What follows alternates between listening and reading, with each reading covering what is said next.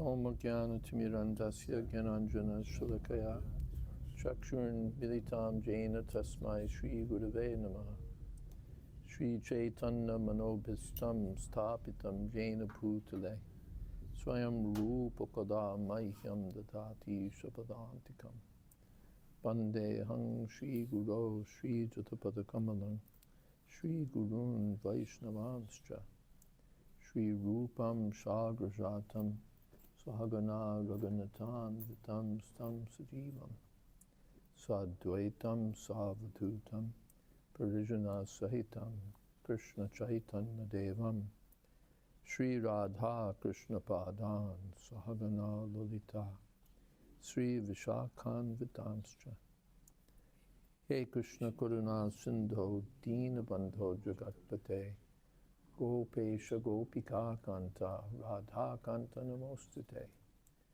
Tapta Kanchana Gaurangi Radhe Vrindavaneshwari Vrishabhanu Sute Devi Pranamami Hori Priye Vansha Kolpatarubhyascha Kripa Sindho Bhyevacha Patitanam Pavanebhyo Vaishnavebhyo Namo Namah Shri Krishna Chaitanya Prabhu Nityananda Shri Advaita Gadadhar Shivasadi Gaur Bhaktivinoda Hare Krishna Krishna Krishna Hare Hare Hare Rama Rama Rama Hare Hare. Confirm your speaking language. Okay. The future of New York City is pretty bad in terms of New York City. Even the present is bad enough, and it'll get worse. But in terms of ISKCON, our business is Sri Krishna Sankirtana, how to spread the glories of Krishna, Krishna Nam, and Krishna Rup, Gun, his qualities, his activities, his everything.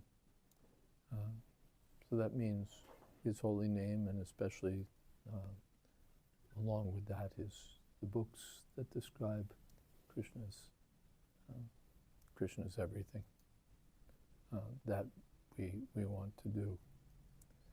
We want to expand these things.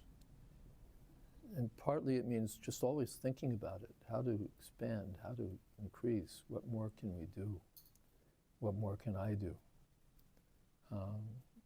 thinking about it. One time in the old Brooklyn Temple, one devotee, I think it was Patita Pavana, he said, Srila Prabhupada, we have a great desire to distribute your books. That was like the beginning of the question. And Prabhupada said, just keep that desire, that's all. Just keep that desire, that's all. So everything starts with desire, and from strong desire that we want to distribute these books, we want to distribute this kirtan. From that, everything proceeds. Tar ichcha balavan, pascha chete tarta. Prabhupada said about his spiritual master's desire. Tar ichcha balavan, his desire is powerful. So if we dovetail our desire with his desire, that powerful desire can do wonderful things. Individually, we may be incapable, incompetent, small. But when we're connected with the desire of the acharyas, the desire of Krishna, Chaitanya Mahaprabhu, then that desire becomes powerful.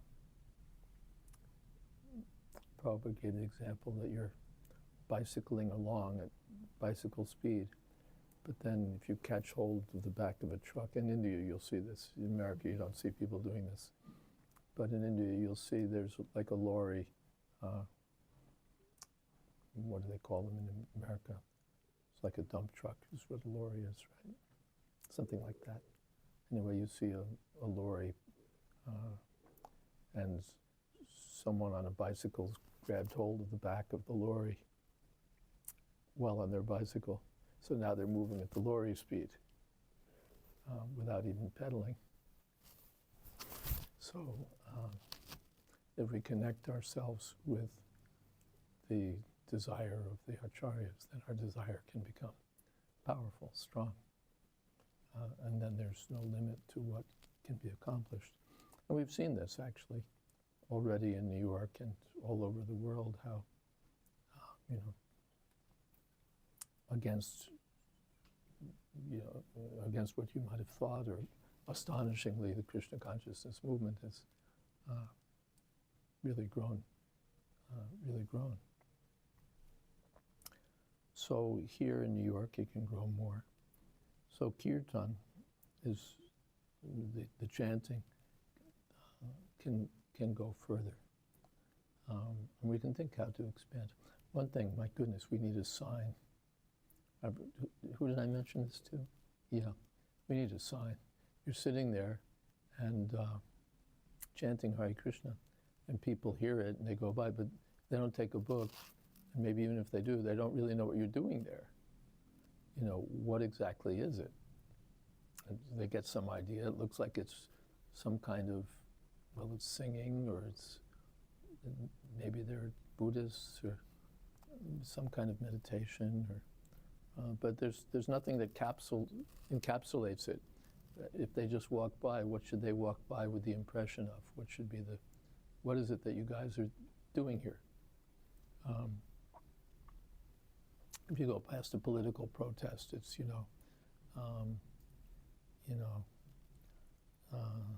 whatever it is, there'll be a placard that says something like, queers are people too, or something like that.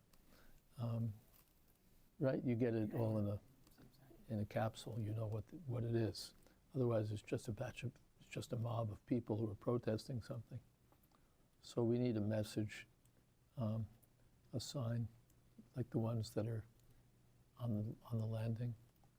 Just a sign that says, here's what we're here for. And you can think about what a slogan might be. I had one. What was it? Chant Hare Krishna for... Chanting Hare Krishna for spiritual upliftment. That would tell you what, and we don't know whether it's our own upliftment or your upliftment, but that at least gives some idea of what we're doing here. It's spiritual, it's Hare Krishna, we're chanting Hare Krishna for spiritual upliftment. You could walk away and, that you could quote that in the New York Times. Well, they say they're there for chanting Hare Krishna for spiritual upliftment. I don't say that's the best. Maybe you've got a better one. That's what I came up with, and thinking a little. Maybe you'll think something better. But some sign is there, I think, is needed, and they're not expensive. It's just thinking about it. But apart from that, thinking about how to expand the party, there's been some talk about having a morning party that goes out. That would increase the kirtan significantly by a few hours, right, every day. And there's talk about having 24-hour kirtan. There's talks about, there's like, where are all the places that we could have kirtan? I just saw, at the end of the block, there's something called L10. Have you noticed L10? That way. Down by BAM? You saw, now it says L10. And what's in there is a small arts and culture branch of the Brooklyn Public Library, and two other things. BAM itself has some rooms there. And the third thing is like a black culture of the black diaspora, of the African diaspora. They've got a whole organization dedicated to that, and they've gotten some, multi-million-dollar grants, and so they've set up there. So they're dedicated to culture of as it manifests itself in New York City from the African diaspora. So, put that together, my thinking went with what happens on Sunday night in our temple, where, it's pure, it's transcendental, it's beyond the bodily platform, but you could certainly market it as African, Afro-Krishna Kirtan, or what have you. And go talk to the guys. They haven't opened quite yet. They had their official opening, but they're not yet in business. They're, like we are with the cafe. It's just now coming. So if somebody goes and talks to them and says, we've got this thing and this is what we do. One secret is that most of these places are usually looking for programs. We think, how could we break in? And they're thinking, where can we find something? So fortune favors the bold, as they say. So if somebody goes and talks to them and says, this is what we do and it fits your agenda, then, and it's right down the block, so we'll do it, we'll walk down the block and do it at your place, or, however you want to pitch it. It's just one example. How many venues are there like that where you could think, well, this would fit, this would fit, this would fit, this would fit. Whether it's yoga studios, which are sort of the obvious choice these days, but there are a lot of unobvious choices, or just choices that aren't obvious because we haven't looked at them. All sorts of things that go on with arts and culture and diversity and blah, blah, blah, blah, blah in the city of New York, for which opportunities are available. So how can we get kirtan into all these various venues and expose people of all sorts of communities to the chanting of the holy name? So thinking about it. We're very small. We could be big. Just pushing. Why just do the same thing always? Do the same thing and then do more. And then more, and then more, and then more. As well as the kirtan here. I'd love to see the kirtan here expand in its reach. The kirtan in the building. That would be so cool, awesome, whatever the current phrase might be. Is there a more current phrase? Awesome's gotten pretty tired. Lit. Hmm? Lit. Lighting a fire. Lit. Lit, that's the current one? Not even the current one, but that's like... Been around for a while now. Yeah, lit was like when I was becoming a Hare Krishna, that was like the new term. Lit. Before it was fire, then it Fire. became lit. Dope. Like woke, lit. Yeah. That would be lit. Okay, that would really be lit.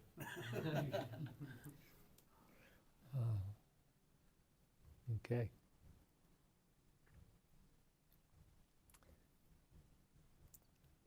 We've talked about having 24-hour kirtan and expanding the kirtan. Guy had the idea, maybe I haven't spoken to Pansarupa about it, but just dedicate a time in the morning, like before people come to work, where there'd just be kirtan in the temple and people could come, take darshan of the deities and hear the kirtan and take something prasadam. Expand the kirtan that way. Have class up here or wherever else we want, and let there be kirtan there so that people could, have an auspicious start to their day. Would that fly? I don't know. We could give it a shot.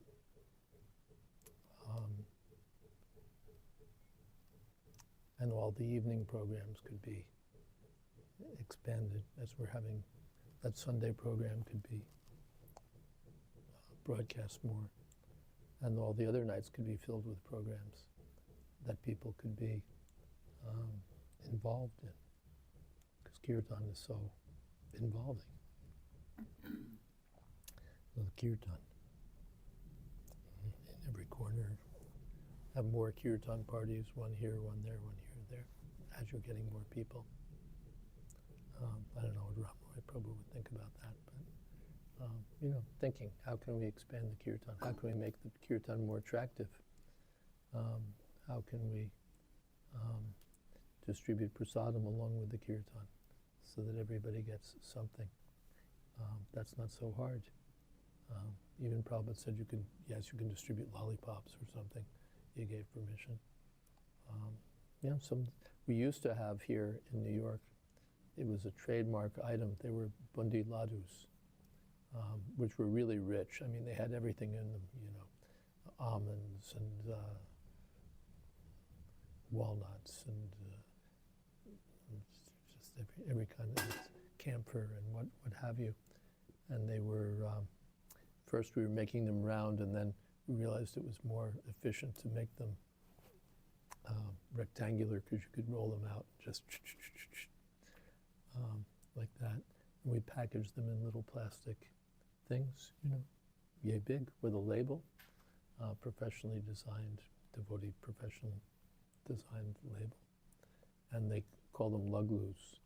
I think because people didn't know exactly what a ladu was. The devotees didn't know what a ladu was, so they called them luglus.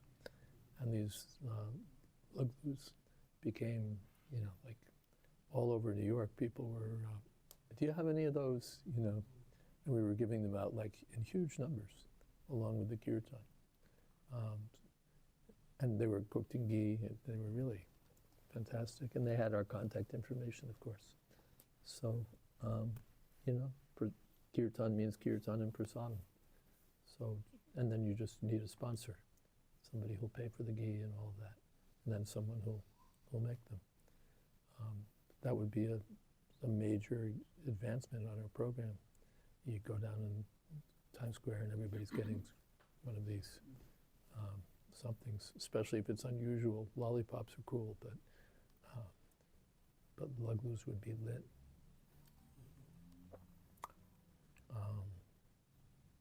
So thinking how to expand,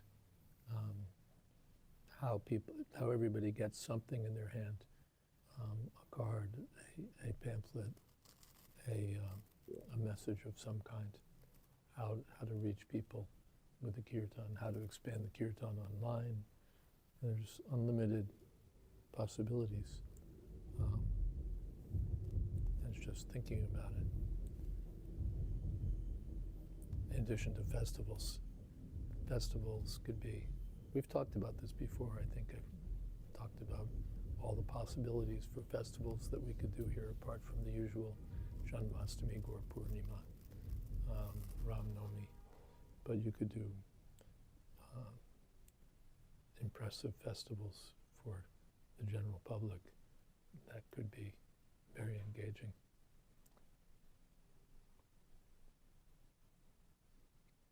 And the book distribution.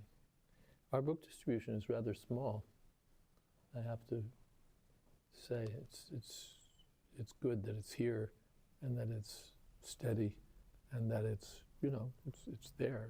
It's not peanuts. But when you look at like Los Angeles, we're pretty. I think it's like we're 1/15th or something of what LA is. Is that about right? Yeah, I just saw the latest newsletter. We're like 10% or less of what they're doing in LA.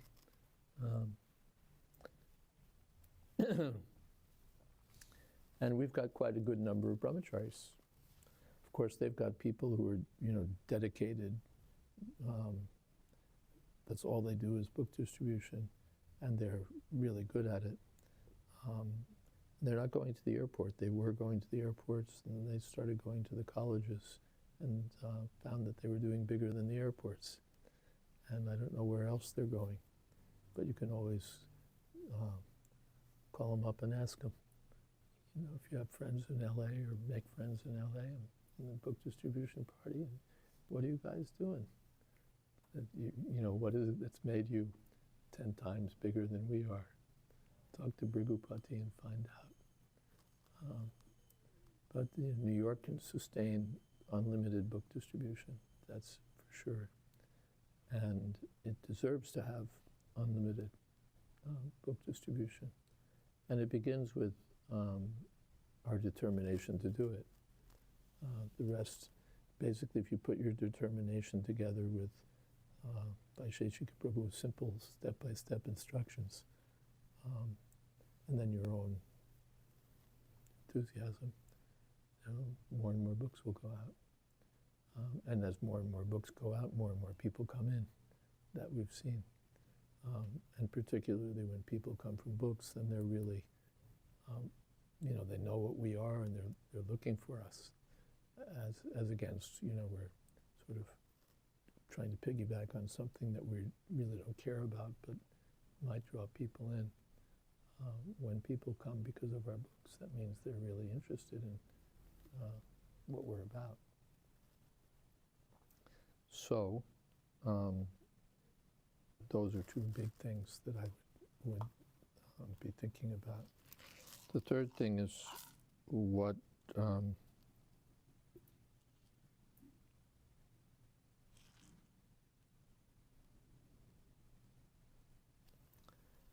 my goodness.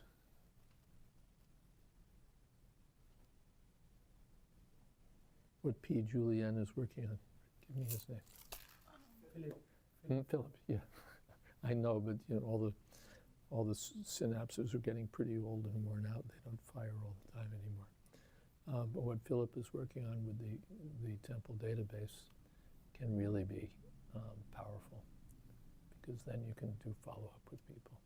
Once you know who your people are, who you're meeting, who's already in your group, who's coming again. Once you have that information organized and accessible, then you can really follow up with people. Because one time, we seem to have this time bomb model. We chuck the time bomb over the wall, and we know that sooner or later it's going to explode. If not this generation, then the next generation, someone's going to pick it up off the shelf and everything's going to go boom. And that's valid, but we're probably the only organization I can think of that subscribes primarily to a time bomb model. Everybody else thinks that, you start here and then you follow up, and then things will go.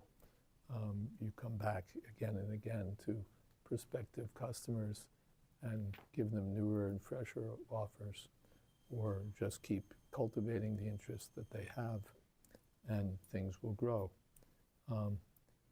So most people believe in follow-up, in cultivation of relationships that they have with people or could have with people, rather than just, here we are, and if you're ever interested, here's our phone number and you can give us a call. Most companies don't wait for that. They're out there looking to find out who's interested and then follow up on that interest. Not necessarily in an exploitive way. It's just, we found out that you're interested in widgets, and we happen to sell widgets, and this is a great opportunity because we're into widgets and you're into widgets. So just following up, who's interested in Krishna, who's interested in kirtan, who's interested in our philosophy, who's interested in our books, who likes the prasadam, and follow up and follow up and follow up. And then you'll see opportunities for, you'll see groups of people, you'll start to see clumps of people in the same zip code that you could be ministered to, that could be, reached and invited. You'll see people with similar interests or similar demographics, people of a certain age, people of a certain background. And there'll be lots of communities that we can tap into or start.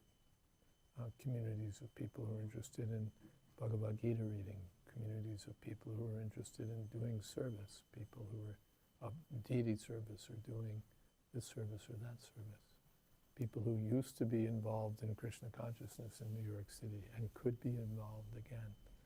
All of these things become manageable when you've got a database. Otherwise, it's all little post-it notes and WhatsApp messages and Excel spreadsheets and stuff, which aren't really the tools. So Bhakti Philip is working on the right tools, and he'll be working with various temple departments to say, okay, how can we use these tools? How could your department use these tools? So certainly Kirtan Party will be a prime candidate, as well as the Gita Life program and all of the Darshan Room and the Bhakti School. They're all natural centers for cultivation and follow-up. And another starting place is actually to get all the residents on the database. Not everyone, I think, may be on it, and those who are on it may not be really on it. That is to say, we may know something about you, but we don't really have your data. We don't have your photo. Your photo's not in there. What languages you speak may not be in there. What talents you have or what interests you have just may not be in there. So that'll be one initiative, just getting everybody here onto the database. And then you'll become more familiar with it also, because it's not that only Bhakti Philip is the exclusive, meant to be the exclusive user, but the idea is to expand it so that other devotees can, ultimately all the devotees can use it in one way or another.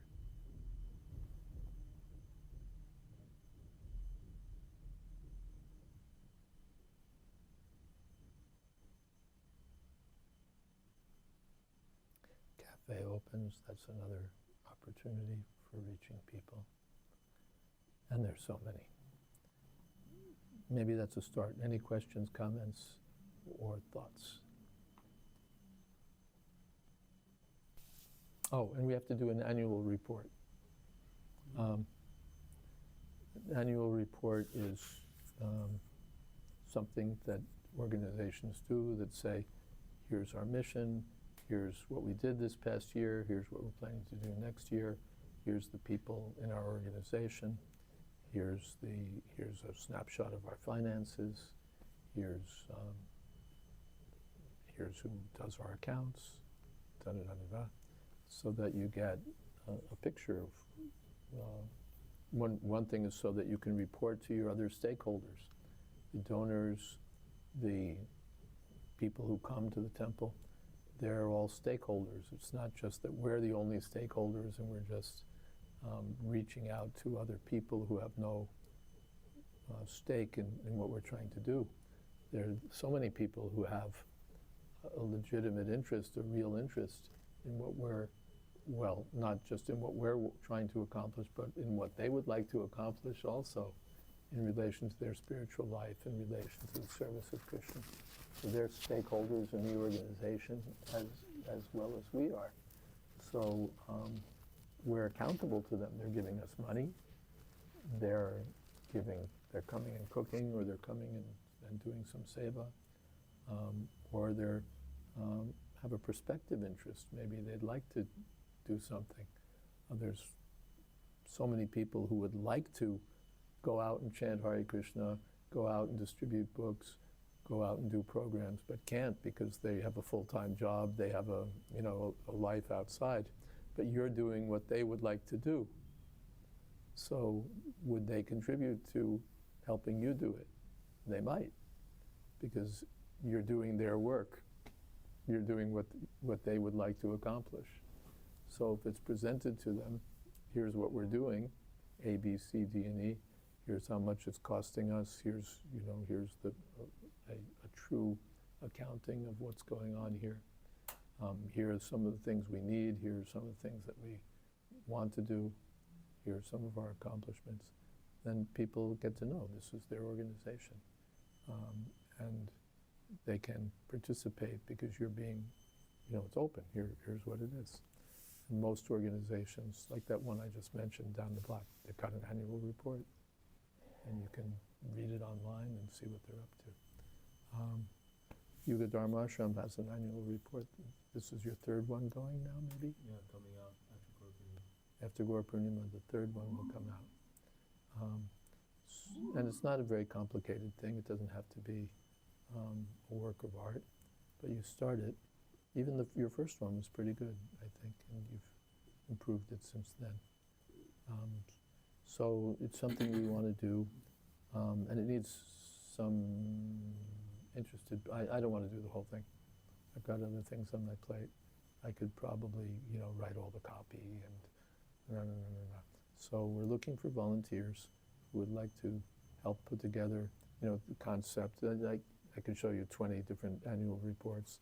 Once you've looked at 5 or 10, you get the pattern. This is what they have. This is what they do, and you just translate it into your own activities. And you've got an annual report. Fill in your own information, and boom, boom, boom, blah, blah.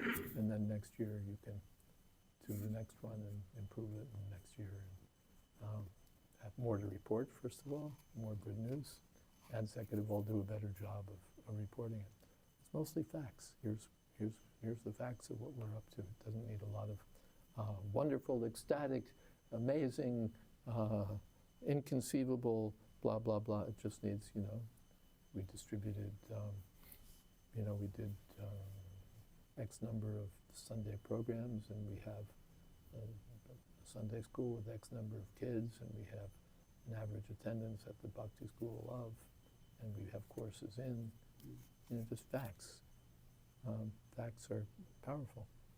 So whoever might like to help, get in touch with me, and see if we can carve out some. So kind of for the whole temple. Excuse me, for the whole temple, yeah, not just Yuga Dharma Ashram. Yuga Dharma Ashram. Bhakti School did one last year. Excuse me? Bhakti School did one last year. Bhakti School did one last year. Arjuna, Gita Life does one regularly. We have quarterly reports. We have newsletters. Quarterly reports, good. Very good. So if you'd like to get involved, Aditya Mataji just got back from India with 10,000 different things to put in the store, so she's not going to be the one to do it. And anyway, we'd like to diversify. So if you'd like to get involved, whoever else might like to get involved, knock on my door, and we'll do it. And we should have a deadline. We should do it, it shouldn't take more than a couple weeks to do. Some pictures, some text, and boom, boom, boom. Deadlines help a lot in these kind of projects.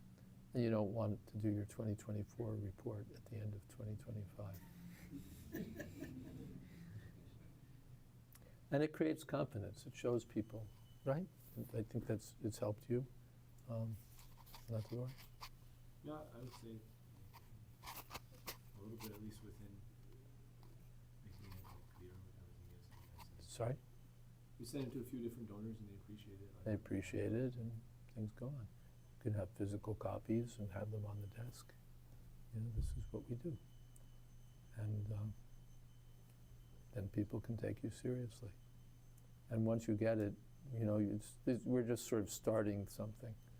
But once you get it rolling, you get your database rolling, you get your annual report to be a regular thing, you get to, improve on all of these things. Then, yes, it'll grow. The other thing I'm emphasizing in relationship to the database is they are using the database now, but it's basically just for tracking contributions. That part is in use, and the rest of it's not really in use. But the rest of it is really aimed at serving the people that you're in touch with. It's not just that these people are units with a certain estimated giving power, but they're people with real interests, real concerns, real needs, real lives, who could get something from, that we could serve in some way, either by bringing kirtan to their homes, or by helping them in some difficult patch in their life, or doing something with their kids, or doing something, all sorts of things that happen in real life, which we don't really address just by having a Sunday feast. Sunday feast is a nice program, but that's sort of like, this is the big thing we do, is the Sunday feast. But the Sunday feast tends to be a little impersonal.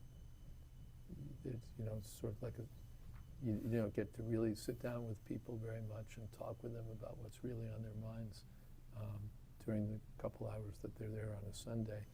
We mix, we socialize, we encourage people and smile, but we don't really dig deep on a Sunday. And there's so many people that we don't really, form close friendships with people. So we can go further than the Sunday feast, and really through small groups, through individual encounters, through visiting people at their homes, by having programs here for specific groups of people, or going out to specific groups of people. We can really get to know people who have one or another kind of interest in Krishna consciousness, whether it's because of their native culture, or because of their spiritual inquisitiveness, or it's because of this reason or that reason. We can get there just like the kirtan captured their imagination or whatever. We can start reaching out to those people and trying to do something for them. Comments, questions, etc. You mentioned expanding festivals, Mm-hmm. and you said we had like Janmashtami and Gaur Pranim and other festivals, but what would like paint a picture of like a nice big expanded festival? Of an expanded festival, or more festivals, or what to do at the festivals? Both. More festivals. Govardhan Puja could be huge. I would like to see Govardhan Puja with a mountain of food at Madison Square Garden. When you've got that, then you're in the running. There are probably some baby steps on the way. We may not do Madison Square Garden this year. You can do But- Barclays Center. Yeah, we don't have to go to Madison Square Garden. Barclays Center, with dump trucks delivering kaja and rice and, so many things. And people going crazy because there's so much prasadam that they're intoxicated. And then at the same time, information about Krishna and his pastime of lifting Govardhan Hill, and books, Krishna book, and so on, so that people just get a, incredible experience. That's a very New York thing to do, a mountain of food festival. So Govardhan Puja can be unlimitedly expanded. Even like in Chaitanya Charitamrita, we read that Madhavendra Puri did the Anukut festival and established the deity. And then the next village said, could you do this here? Could you do this here? Could you do this here? So they were doing the same thing in different villages. So, in different parts of the city, you could be having mountain of food festivals. And Food Mountain Festival. Food Mountain. I can advertise that. Food Mountain Festival. Food Mountain. Food Mountain. And, a mountain so big that you can't climb it. But, different neighborhoods, different places, different parks, different venues, expand the Govardhan Puja. Similarly, this Jayadvaita Mahotsav, Jayadvaita Mahotsav means, what is it called? Shipwright Festival, Panihati Festival. That could be so huge. I mean, it's just an outrageous festival. It was so huge when Raghunath Das did it. Raghunath Das Goswami, they just had people standing with their, people sitting with their one cup of flat rice in yogurt, another cup with flat rice and condensed milk, There were so many people that they were standing the Ganges with their 2 cups, you know, it was just outrageous. And then all the other things were getting added, the banana sellers and so on were coming to do some business. Well, there's a big festival, we can sell some bananas. Raghunath bought all the bananas and sat them down and fed them with, you know, their own stuff and with the flat rice. You could just have an outrageous festival over Jayadvaita. Jayadvaita Maharaj has made it a major festival in Atlanta. And they make so many varieties to offer to the deity. You know, just, I think he started with 12 and they've made it 108. They've got, you know, Italian Jayadvaita, you know, with olive oil and oregano and, you know, all the Italian stuff, capers, olives. Quite good, actually. And also, you know, then you've got with gur, and you've got with yogurt, and you've got with jeera, and you've got with, yeah, so there's so many different things you can do. But especially you can just do massive distribution of jeera, which is something that most people in New York have never seen. They have no idea that there's a rice like this. And we could do a whole festival around it and make it big. And then at the same time, people learn about Chaitanya Mahaprabhu and the original festival. It's education and kirtan and just a hell of a lot of fun at the same time. This is New York. People are into eating, people are into festivals, and people are into education also. They want to learn something. They're into culture. This is, you know, it's not like we're just a bunch of ragamuffins. We have a whole culture to present. It happens to be a culture that's exuberant and engaging, but it has also deep meaning, deep values, deep spiritual understanding that from which it grows. So we have the opportunity through such festivals to educate people, to make friends with people, to introduce people or involve people in the chanting of the holy name, to fill them up with prasadam. And this is human life, chanting, dancing, feasting, and philosophy. Back in the old days, we did a festival around butter churning. We were doing, probably, I can give you every Sunday a different festival.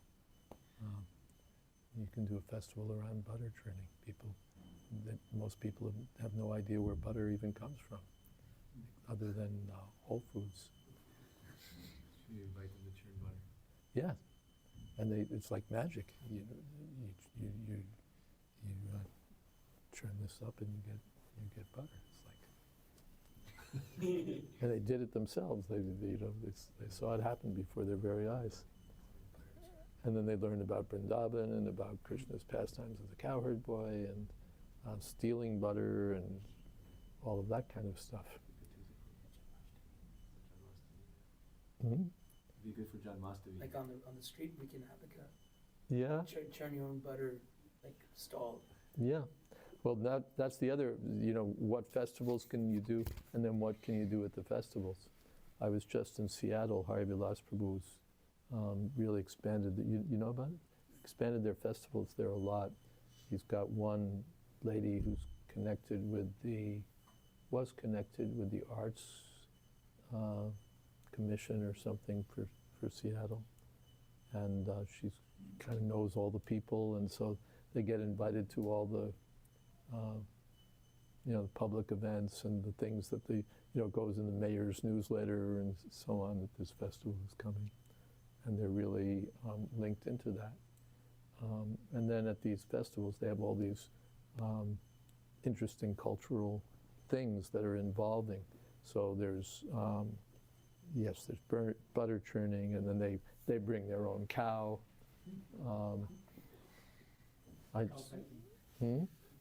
Somebody has to work on this project, by the way. We need to bring a cow or a bull from Gitanagari for the Ratha Yatra. That would be so cool. Just needs to be arranged with Gitanagari and the city of New York. At the cow stall. You can pet the cow. Oh yeah, people love it. Absolutely love it. You know, Feed them. Hmm? Grass. Feed the cow. Yeah, they can feed the cow, they can pet the cow. Most of them have never even seen a cow. You know, in the city of New York, how many cows do you see? But you know, people are so disconnected from reality, from Krishna's arrangement. So you know, he'll have his cow petting thing. Even people come to his farm just to pet the cows. It's an advertised thing. Yeah. So you can have cow petting. Then they have, okay, there's the henna and all of that, and then they have mask painting. So you can paint Ramayan masks and, you know, all that kind of stuff, and the kids get into it in a big way. They have narratives through cutouts. You know those, you know, cutout figures? Trying to think of an example, but you've seen cutout figures of, like from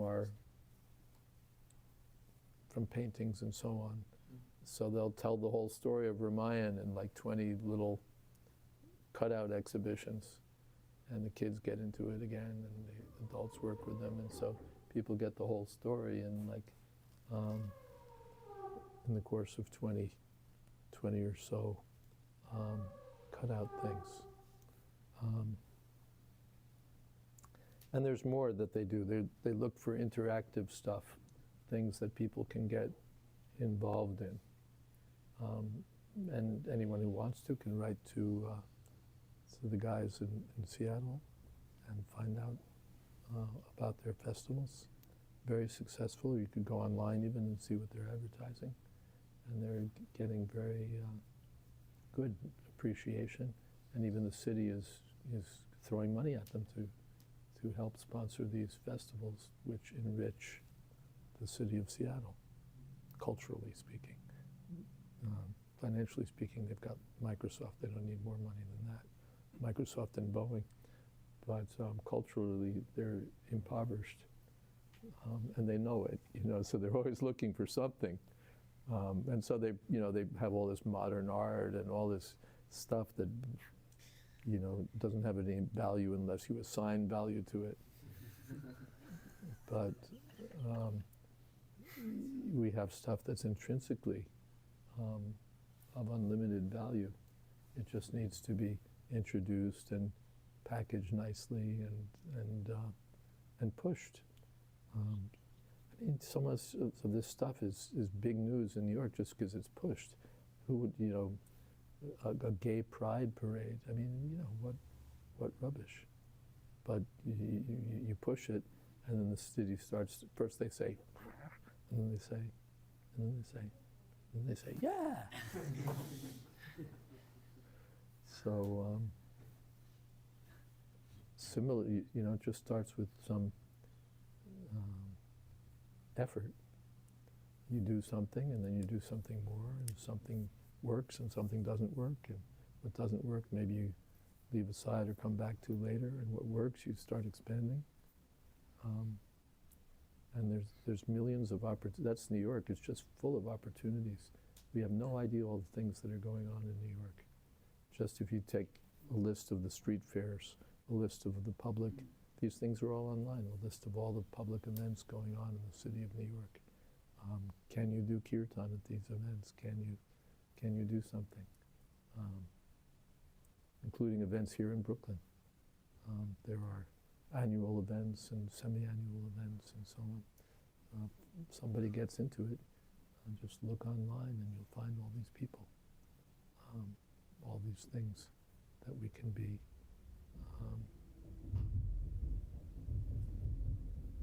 that we can contribute something to, and take the opportunity.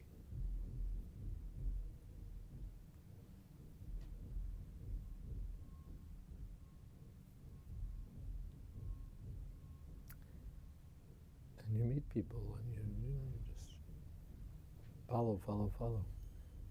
But it starts with kirtan, books, prasadam, and being out there.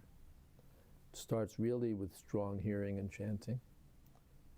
Getting up early in the morning, chanting good rounds, Hearing Srimad Bhagavatam, worshipping the deities, having a strong morning program. That just gives, that's where energy comes from, transcendental energy. Then from the transcendental energy, you get preaching. Prabhupada said one time, because I was enthusiastic about hearing, Bhaktisiddhanta noted, this boy likes to hear.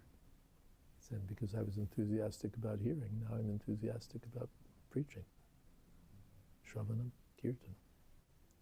So it starts there really with a strong program of hearing and chanting, sadhana, pancharatriki vidhi.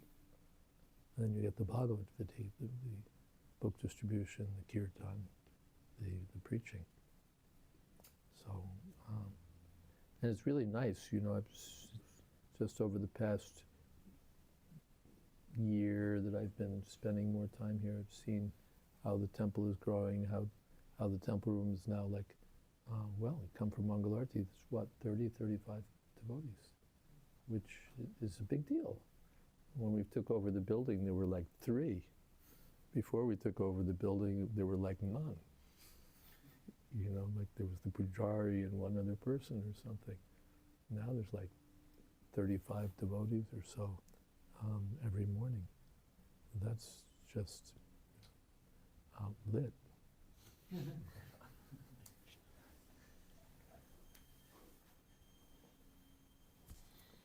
So, yeah, so become stronger and stronger that way, you know, get strong in hearing and chanting, get strong in the philosophy, get strong in the conviction that this is something that people need, that we urgently need to give them. And then go out there and try to do something. Yes. So that's festivals. There's more. Holy Festival, of course, has become a big deal. And there's, you know, just from like nothing was happening, and Charu, I think, just latched onto that, and it's become a huge event in the state of Utah. You know, the Mormons were all looking forward to tossing colors and chanting Hare Krishna at the top of their lungs. You know, just because he took the initiative to do it. And there's so many, if you look through the calendar, you'll find so many things. And you can add to them just by different aspects of Krishna consciousness and making something out of them.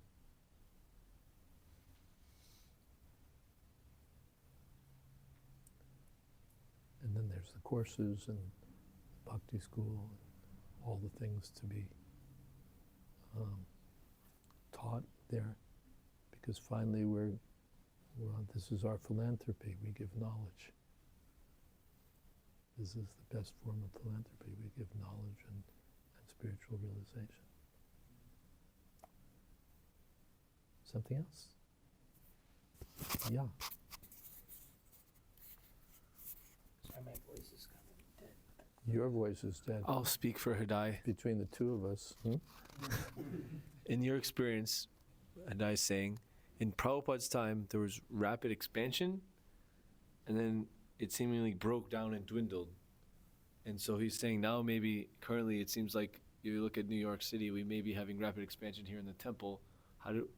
Maybe what are some ways to maintain, or, you know, how can we learn from the past and like that? What's going on with your voice, by the way? I don't know, I was talking to them and then it was fine, but now it's just like tight. Shut, huh? Well, for a start. Kantil. Like Kantil. Thank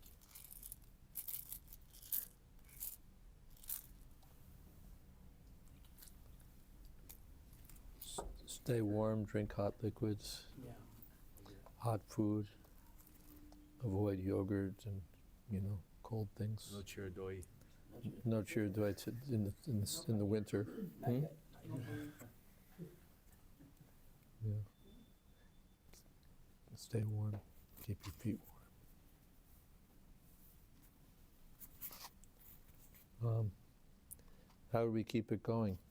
By strong sadhana especially, and by good management also, which we have, and it's improving gradually.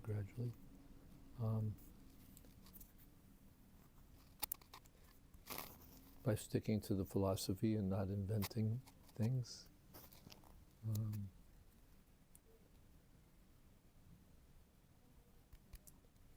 Even if there's a disaster, you don't want to be one of the victims.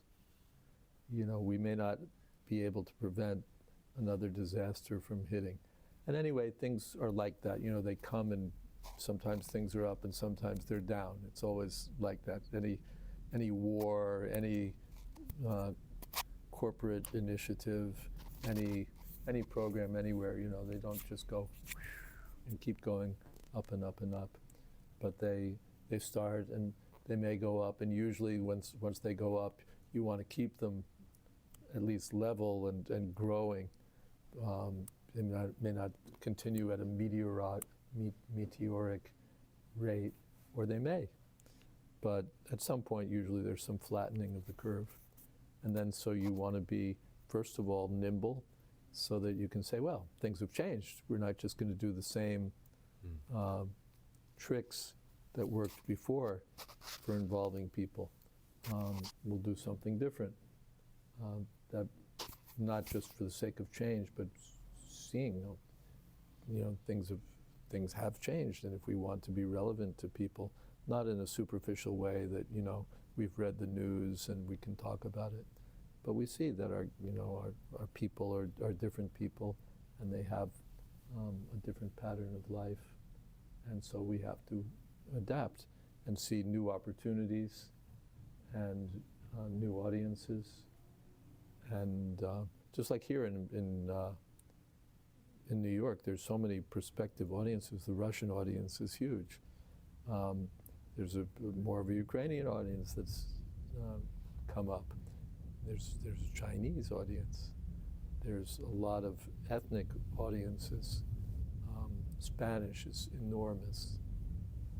Spanish is just enormous, and you know, people with a good culture of theism and spiritual interest and a service mentality on top of that. The Hispanic audience is really good. Black audience is another just like really good audience. And that's part of things, is identifying that there are different audiences, and it's okay to speak differently to different audiences. And it's not that because Krishna consciousness is transcendental, you have to put everything in one big pot and stir, because you know, your sweet rice may not go very well in the khichdi. You know, it's okay to have different preparations, different tastes, and appeal to different people who are coming from different backgrounds, with different interests, who speak different languages, who prefer different foods. It's okay for Krishna consciousness to be diverse in its presentation, and not that everybody has to come to you know, a Hindu mandir and merge in. That doesn't have so much, that has its limits. And that's sort of been, what should we say, the running model for ISKCON for the past 20 years in America. It's like the Hindu mandir model, because it's easy. Indian people are so pious, they all know Krishna consciousness to some extent. They can identify it with it, and they've got resources. And so you just put it all together and stir, and you've got a formula for success. And it does succeed, it just leaves everybody else out. But when you start doing something for everybody else, you can start succeeding, as we've seen. You know, our darshan room program on Sunday pulls in an entirely different audience.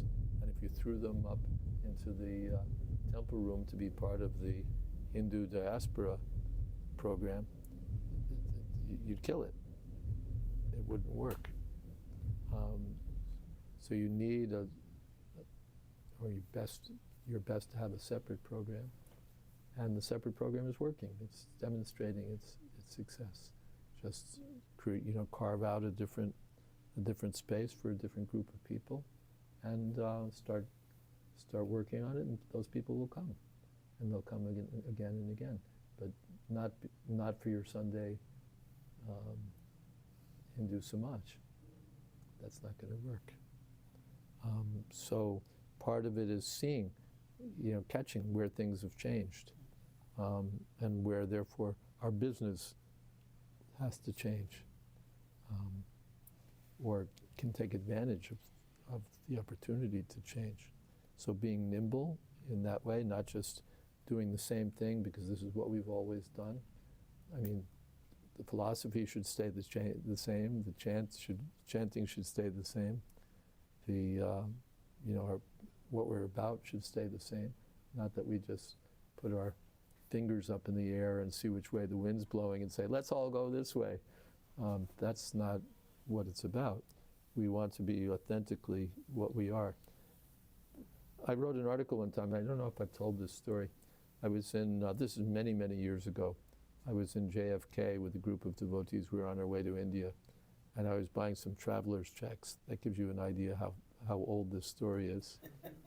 I think traveler's checks haven't been seen since, the dinosaurs were using them. But anyway, there was something called a traveler's check, which was a safer way of carrying money than cash was. So I was in JFK and buying some traveler's checks on the way out to India for the annual festival. And the girls doing the paperwork, they have to count out the checks and sign them and do a whole thing. And she gives them to me, she says, here you go, hon. She says, I really like you people. You're not like these other groups. You're really what you pretend to be. Here you go. That's a good one.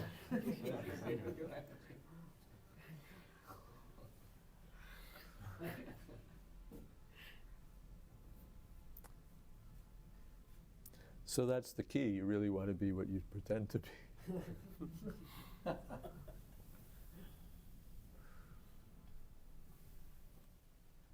So Prabhupada said, old wine in a new bottle. You keep the wine the same. The packaging may change, but the wine we don't mess with. So being nimble, being well grounded in the philosophy, so that even when that's where we're starting to go, even when the dips come, it's not that we all have to dip, we all have to crash because the market is crashing.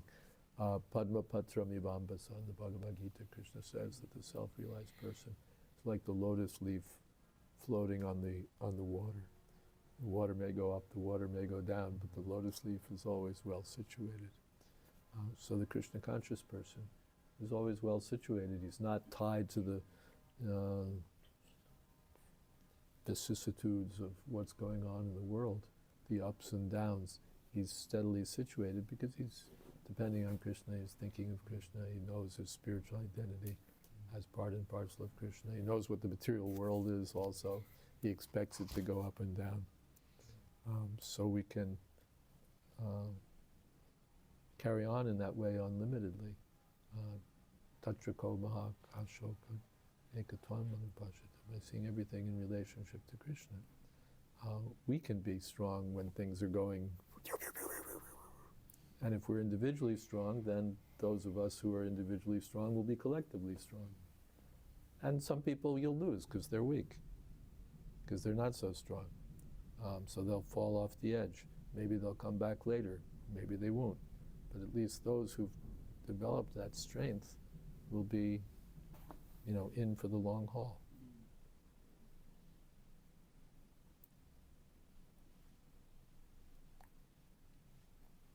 That okay? Something else? Yes?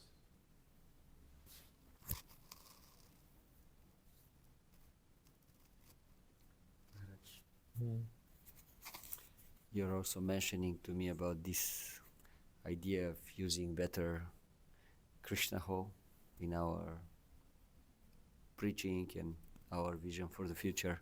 Oh, next door. Oh yeah, well of course. We have resources we're not using. So that requires vision and thought, and I'd like to see teams of people developing for different things. We need to develop an IT team, so it's not just me and Philip and Pancharatna Prabhu, but group of people who are on top of how IT should be deployed. So that to start off with, we'll have steady internet connections in the temple, and Tuna right now, he's the only one, but he doesn't live here. he's the only one. He has been generally the IT person. Yeah, but he doesn't live here, and we have lots of capable people who are able to get into this stuff, helping with the database, helping with the anything that's IT intensive, of which everything is these days. With the sound in the temple room. Oh yeah, that's not really IT. That's a separate thing. Knowing how to do code isn't going to help you with the temple room. That requires somebody with acoustic engineering capabilities. A bit of a rare skill. But yes. So an IT group. I'd like to see a communications group. People, so that our communication, the things we put out, the newsletters, the announcements, the whatever we do is like high quality, and we have a clear message, and good, strong communication. Some people can write, some people are good in graphics, some people are good in ideas, and other people aren't. There's just people who are, that's not what they do. But we need a group of people who can look at a page and say that that's misspelled, that's ungrammatical, this is going to turn people off, this is a better way to say it, this is a better headline, all the things that go into communication. You don't have to be a wizard, a Park Avenue specialist, but just good, strong communication skills. With at least the beginning of a team that looks at it and says, okay, what message are we putting out for Janmashtami? What message are we putting out in the restaurant, in the cafe? What are the things that we're doing to talk to people, visually or verbally, or what message are we? Because we're not just here to feed people, we have a message. What message are we putting out, and are we doing it effectively, and can we do it better, and how can we do it next time? And then even for promotion, how do we get the word out there that a cafe is there and it has a certain theme and certain attractive features? How do we communicate that to people, and especially this part of town? Because it's not going to happen automatically. Nothing happens automatically. But when we work on it, a little progress, a little more progress, and someone else says, oh, I could help with that, and soon things are going. And I'm the last guy, I'm old. I have certain things I have to do. I'm slow. I'm sort of yesterday's news. But you men have youth and capability, and should take things over, take things in hand, and run with it. Don't wait for the old men to lead the parade. We'll give some advice, some can tell some experience we've had, some thoughts and ideas, but really it's for you to take it and make it into something. It's how do we prevent it from crashing, or how do we make it big? Don't ask me. I'm just the you can ask me, but if you ask me, I'm going to say, well, don't expect me to lead the charge. Maybe we might have led the charge 40 years ago, or 60 years ago, or 20 years ago, but we're not the guys. The guys with the the tired muscles and the joints that don't work anymore are not going to be the guys leading the charge on the battlefield. So, new ideas and new energy and new enthusiasm and so on. And then those of us from the old school can say, okay, you should tweak this a little bit, or Prabhupada didn't want us to do that, or Prabhupada thought that was great, you should do it more. We can give advice and encouragement, but take things in hand and run with them.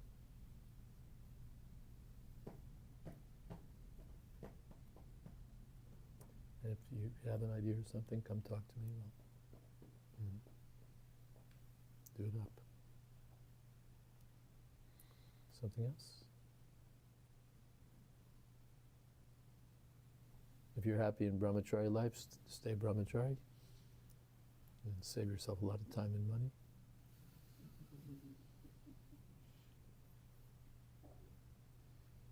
If you're not happy, stay in brahmachari. Save yourself a lot of time and money. If you're not happy. Still save time and money. Yeah. Because you're going to be unhappy anyway, so you might as well.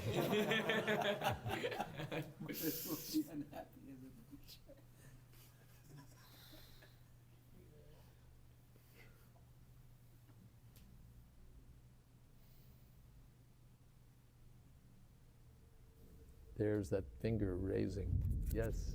I was wondering if you could probably do a little, how to stay in brahmachari long time. How to stay brahmachari a long time. Stay away from the women. That's the first thing. Don't mix with them. Men are like butter and women are like fire.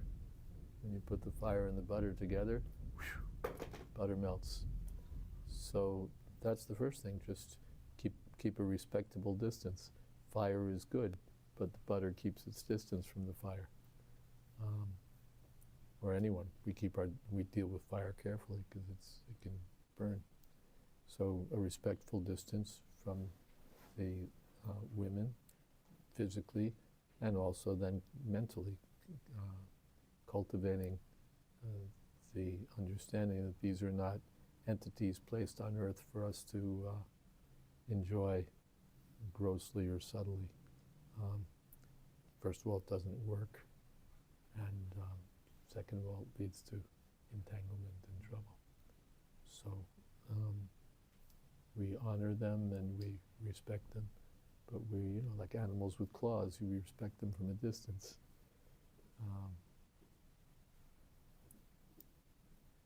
Read Kapil Dev's instructions in the third canto. You get a lot of insight into, what it is. Because illusion means you think it's something other than what it is. And sex life is illusion number one. We all think it's going to be one thing, and it's really something else. So having a good understanding about these things, good knowledge, will help us.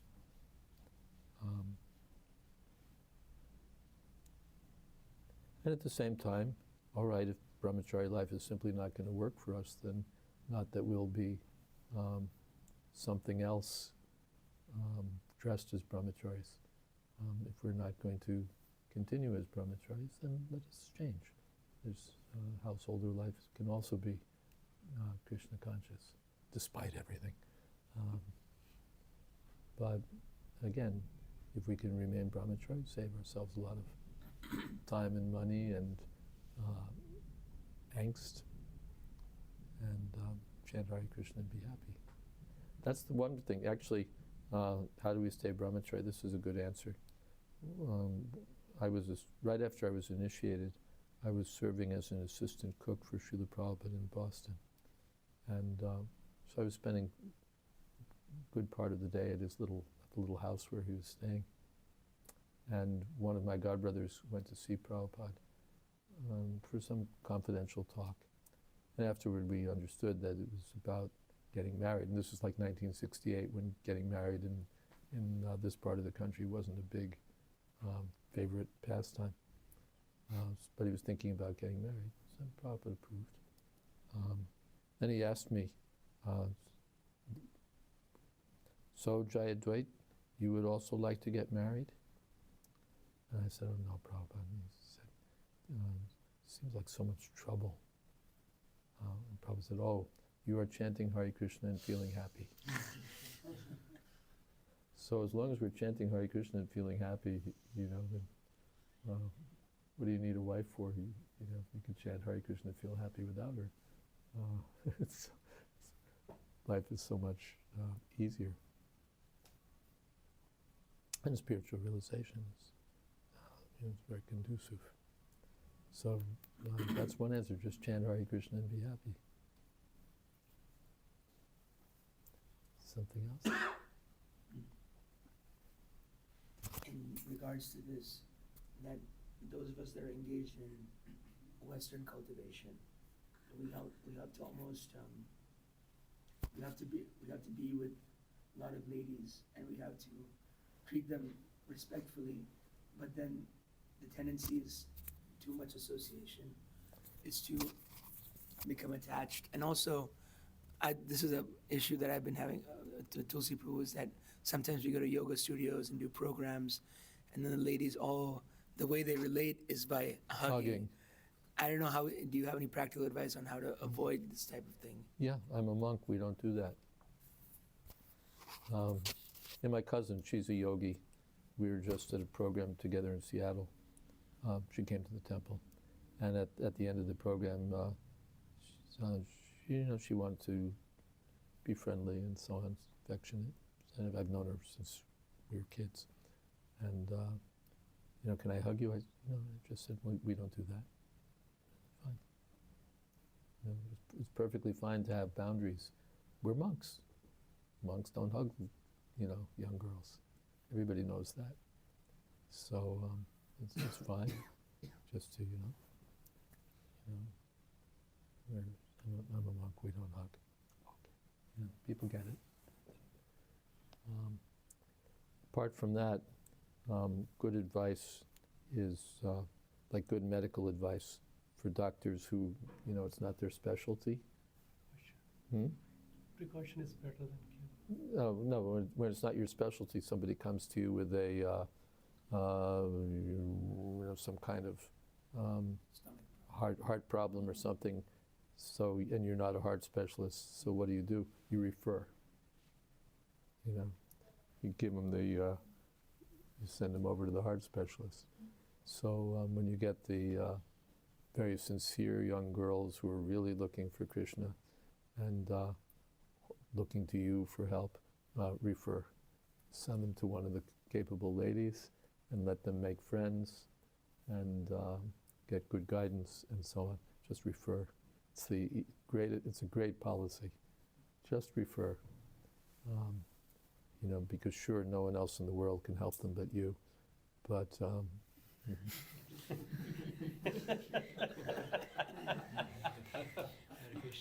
Savior. so when that comes, then just refer. Be nice to them, be polite to them, be encouraging to them, and because you're such so interested and nice and enthusiastic, I'm referring you to whoever it's going to be, and because they can deal with those, they are one of those people, so they can deal with those people. So refer. Simple thing.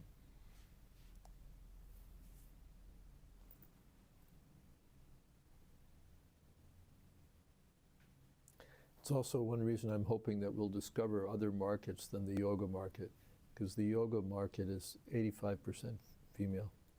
Back in the days when I was editor for BTG, I would talk to other editors of related magazines, and I was chatting with a fellow who's the editor for Yoga Journal, a big magazine of the day. I don't know if it's still around.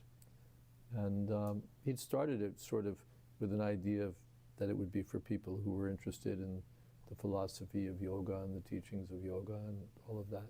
And he quickly found out that, the people who were attracted were like 80% or more female, and that their interest was not philosophy. They had health and wellness and beauty and fitness and other such concerns, and that they were, women, and that's who was attracted to yoga. And then now I think it's even more so. The people who go to yoga as a philosophical teaching these days is their ranks are pretty slim, but it's all people, fitness and health and beauty and so on.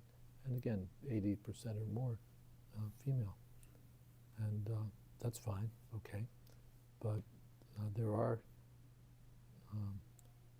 there is the other side of the demographic, and what is it that will interest them?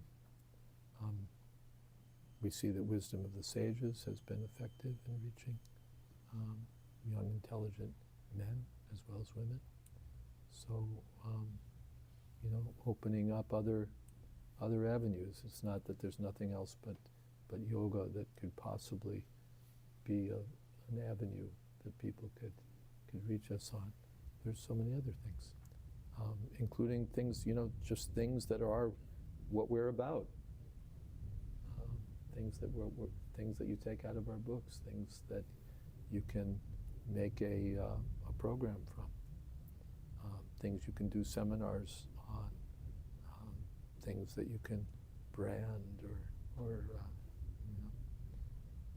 make a visible part of the Hare Krishna movement, things that people might not suspect we even have anything to do with, that we could speak to.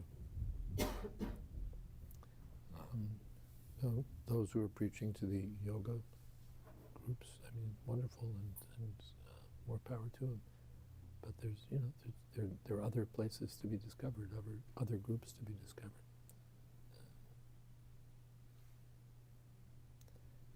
And kirtan is, I don't think has to be limited to a yoga crowd. Kirtan can be. That's our main product, really. Kirtan. That's what we're the Hare Krishna movement. So kirtan can be unlimitedly expanded, and it's not dependent on if you're into yoga, you'll be into kirtan. That's not the only possible formula. There's so many ways that people could be interested in kirtan or attracted to kirtan. You just have to bring it out, whether it's cultural or psychological or existential or, whatever their vector is, they can connect to kirtan. It awakens the spiritual nature of every living being. So kirtan can be all attractive. And kirtan and prasadam can be still more attractive. And kirtan, prasadam, and books will be unlimitedly attractive. So you can think about all of those things and try something and do something. And Krishna can open things up. And again, book distribution. I'm not a good organizer. I just general ideas and so on. But what you can do when you get serious, even, examine the Ratha Yatra and say, how could we do, 3 times as many books, 5 times as many books as we did last year.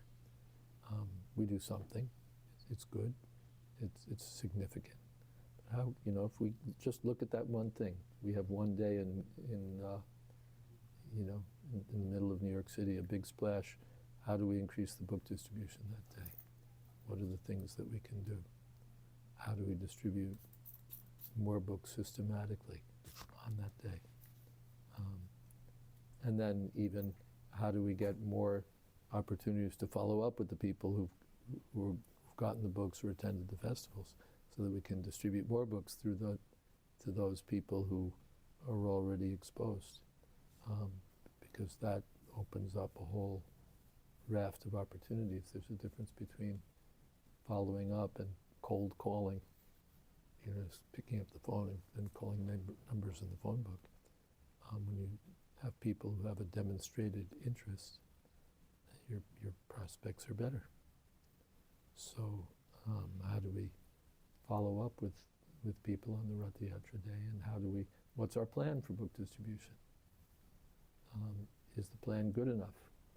Or can it be improved? Can we think of new things to add, or old things that dropped through the cracks? How do we distribute more books? Are there more people who could get involved in book distribution? Are the right people, are the book distributors doing something else on that day? Are they, have they been pulled into, being on the prasadam service line when they should be distributing books? Are the generals in place? Are the lieutenants and the sergeants and the enlisted men in place for book distribution? This is, a big shot. How do we really do it? Make sure we've got the books there, and make sure we've got the people there, and make sure we've got, like Rameshwar Prabhu, he's very intelligent. He's a good I'm not a good organizer. Rameshwar is a very intelligent organizer. They weren't doing Rath Yatra in LA up till 1975-ish or later. And Jayananda Prabhu, even though he was like in a wheelchair, was pushing the effort for the first Los Angeles Rath Yatra. And they, starting from scratch, okay, what are we going to do for this festival? And they put together, all sorts of ideas. But before this Festival of India truck and all that stuff was there, they did these booths, which actually became the exhibits for the Festival of India. And they were designed in such a way, Rameshwar arranged it, that each exhibit, each booth, had a book connected to it. So if there was a Changing Bodies book exhibit, then there was a reincarnation book that you got at the end. If there was a vegetarianism book, then you got a book about that. If there was a stall about Prabhupada, then you got a copy of the book about Prabhupada. So that each, of course, now that you've seen the exhibit, you're meant to get the book. So it was put together strategically in such a way that each book had an outcome. And one of the outcomes would be that you get the book that would tell you more about the thing that you'd learned something about and had an interest in. If we get a cow or a bull at Rath Yatra, and what's the book? So everything was, it's just strategy. You just think, like Rameshwar is so intense, Prabhupada wants, he just puts energy into it until something happens, until you've got an idea, which, isn't always the right idea, but very often is. And it was brilliant. You got these very attractive booths, which the devotees just put together for the first time for the LA Rath Yatra. And you got each one connected with a book, so that there was an intention. It was all part of a plan, that people will see this, and not everyone, but so many will get books. And they distributed lots and lots of books, because it was a high priority item for the festival, that Prabhupada's people should be introduced to Prabhupada's books, or get copies of Prabhupada's books. I know last time I went to the San Francisco Rath Yatra, it was, Vaisheshika Prabhu was there, and it was all about sets. How people would get sets of Bhagavatam, sets of Chaitanya Charitamrita. And, not everybody walked away with sets, but so many people did.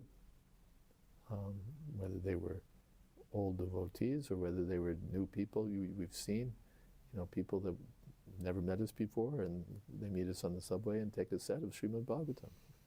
So, but you have to be thinking about it. How are we going to sell some sets? On this special day, we're doing a special thing, and so you can get this set of books. Chaitanya Charitamrita, tells about the festival, and sell a set. This whole festival comes from this book. So, just by again, it's your desire and your thought and, being alive, being awake, being lit, being into it. Current. Oh, is it 1:30? Yes. Okay, we'll leave you on that.